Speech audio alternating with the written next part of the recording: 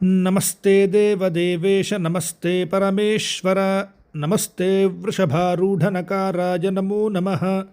వేదాలలో యజుర్వేదము చాలా గొప్పది. యజుర్వేదములో వచ్చేటటువంటి 4వ కాండములో ఉన్న రుద్రం ఇంకా విశిష్టమైనటువంటిది. రుద్రం మధ్యలో ఉన్నటువంటి పంచాక్షరి అంతకన్నా కూడా గొప్పది. పంచాక్షరిలోని కేవలం 2 అక్షరాలు శివ అనేటటువంటి మంత్రం ఎంతో విశిష్టమైనటువంటిది. అనగా శుభం మంగళం అని అర్థం.